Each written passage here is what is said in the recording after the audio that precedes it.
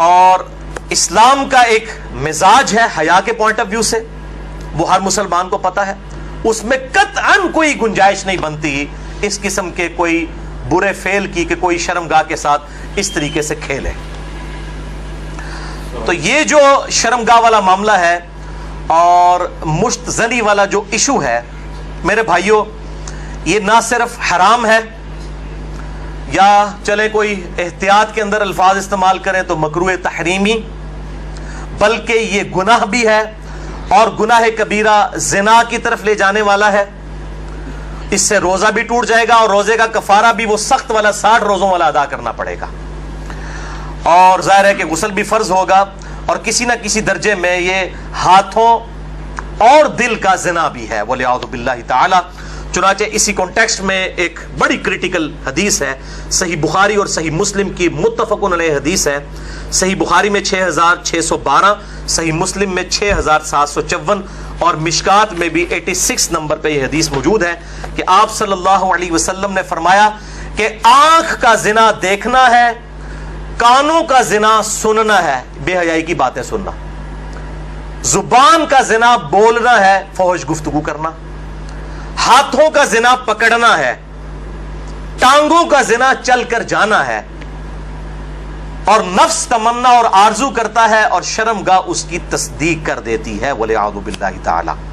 تعویل خاص کے اعتبار سے تو یہ زنا کے بارے میں ہے، تعویل عام میں ہینڈ پریکٹس والا جو مشت زنی کا ایشو ہے وہ بھی اسی کے اندر داخل ہے وَلِعَوْذُ بِاللَّهِ تعالی.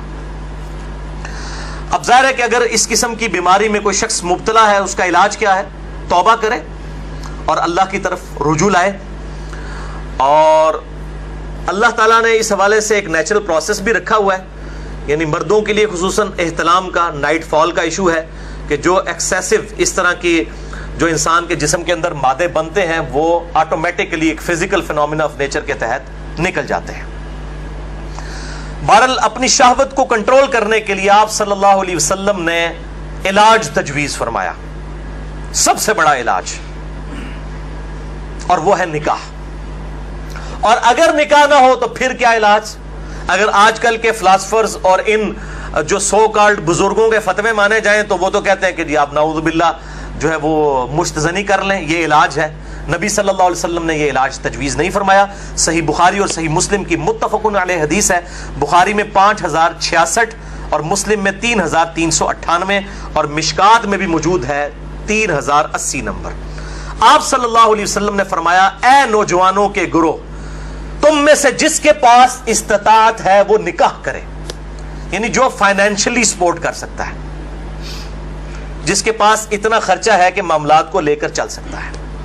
یہ فائنینشلی میں کیوں کر رہا ہوں؟ وہ حدیث کے الفاظ اس کی حفاظت کر رہے ہیں. اگر کوئی شخص استطاعت نہ رکھتا ہو، اسی حدیث میں آتا ہے آپ صلی اللہ علیہ وسلم نے فرمایا، تو اس شخص کو چاہیے کہ وہ روزے رکھے. یہ روزے رکھنا اس کی شہوت کو ٹھنڈا کر دیں گے. اور اسی حدیث میں الفاظ ہیں کہ آپ صلی اللہ علیہ وسلم نے فرمایا، اگر تمہیں استطاعت ہو تو شادی کرو، نکاح کر لو.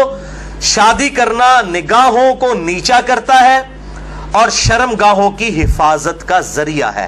اور جو شادی کی استطاعت نہ رکھے، یعنی فائنینشلی، یہ تو نہیں ہے کہ وہ نہ مرد ہے، نہ مرد ہوتا تو آپ صلی اللہ علیہ وسلم نکاح کا تو نہ کہہ رہے ہوتے. جو شادی کی استطاعت نہ رکھے وہ روزے رکھ لے. تو یہ بالکل کلیئر کٹ ہو گیا کہ صرف روزے رکھ کر اس حوالے سے شہوت کو کنٹرول کیا جائے گا اور کوئی سورس نہیں ہے. اور بھائیو، سوشل میڈیا کے اعتبار سے جو آج کل فتنہ اٹھا ہے، یعنی کمیونیکیشن گیپ ختم ہو چکا ہے فیس بک، یوٹیوب کے ذریعے. یعنی پہلے زمانوں کے اندر تو اگر کوئی لڑکی لڑکا آپس میں کسی اعتبار سے رابطہ بھی کرنا چاہتے تھے تو کوئی رابطے موجود نہیں ہوتے تھے. لیکن سوشل میڈیا اتنا بڑا فتنہ ہے کہ کوئی غیر محرم مرد و عورت آپس میں رابطہ کر سکتے ہیں. اور میں اس پہ کہتا ہوں یہ اتنا بڑا فتنہ ہے کہ اس فتنے سے صحابہ کرام علیہم رضوان کو بھی نہیں گزرنا پڑا. ان پر قتال کی شکل کا فتنہ آیا. یہ فتنہ پنجابی والا نہیں ہے، یہ عربی والا ہے، آزمائش. لیکن بے حیائی کا جو طوفان بدتمیزی ہے، بلکہ صحیح سونامی جو ہے، اس کا عشر عشیر بھی صحابہ کے دور میں نہیں تھا. کیا اس دور کے اندر صحابہ باہر نکلتے ہوں گے تو 20 فٹ بائی 50 فٹ کی موبائل کمپنیوں کے اشتہارات لگے ہوتے تھے بے پردہ عورتوں کے، اور یہ سوشل میڈیا اور ٹی وی، اس کے جہاں پہ پازیٹیو یوز ہے، یہ نیگیٹو یوز والا جو معاملہ اس زمانے میں تو نہیں تھا.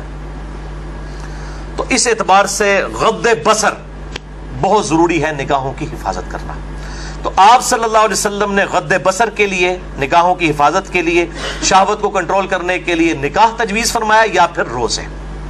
اور میں ایک اور علاج تجویز کر دیتا ہوں اس حوالے سے، پھکی والا علاج اجتہادن، کیونکہ مجھے اکثر لوگ پوچھتے ہیں، کہتے ہیں جی روزے تو رکھے ہی نہیں جاتے جی، مشکل ہے، گرمی اتنی ہے، وہ اسی لیے تو بتائے گئے ہیں. تو میں ان کو پھر ایک علاج تجویز کرتا ہوں، اینٹی وینم. کوبرا سانپ کاٹ دے تو اس کے وینم کا علاج اینٹی وینم سے ہوتا ہے، جو کوبرے کے زہر سے تیار ہوتا ہے. پھکی والا الزامی فلسفیکل آنسر. میں کہتا ہوں میرے بھائی مجھے کئی بار فون کرتے ہیں تو پھر میں ان کے ساتھ سیدھا ہو جاتا ہوں، پہلے تو ایک دم ان کے ہوش اڑ جاتے ہیں کہ یہ کیا کہہ رہا ہے، کہ جی بڑی کوشش کی ہے لیکن یہ بری عادت چھوٹتی نہیں ہے. میں کہتا ہوں جی بہت آسان طریقہ ہے میرے بھائی، روزانہ آپ نے 1 منٹ کے لیے صرف موم بتی کے اوپر نا، اس کے شعلے کے اوپر آپ نے ہاتھ ایسے رکھنا ہے 1 منٹ کے لیے. تو میں نے کہا انشاءاللہ آپ کی عادت چھوٹ جائے گی. کہتے ہیں جی 1 منٹ کون رکھ سکتا ہے؟ تو میں نے کہا میرے بھائی 1 منٹ آپ اس کی پریکٹس نہیں کر رہے تو آپ نے تو انشاءاللہ تعالیٰ اس گناہ کی وجہ سے جلنا ہے جا کے دوزخ میں. تو آج سے پریکٹس شروع کریں. اور بخاری اور مسلم کی حدیث ہے کہ جو آخرت کی آگ ہے وہ دنیا کی آگ سے 70 گنا زیادہ تیز ہے، اس میں تو تلا جائے گا. یہاں تو ہم صرف آپ کو مشورہ دے رہے ہیں کہ آپ موم بتی کے فلیم کے اوپر صرف ہاتھ رکھ کے 1 منٹ کی پریکٹس تو شروع کریں نا. تو کہتے ہیں نا جناب آگے دیکھی جائے گی جا کے. تو اللہم اجرنا من النار، تو یہ پریکٹس کرنی شروع کریں تو انشاءاللہ تعالیٰ خود بخود صبر نصیب ہو جائے گا.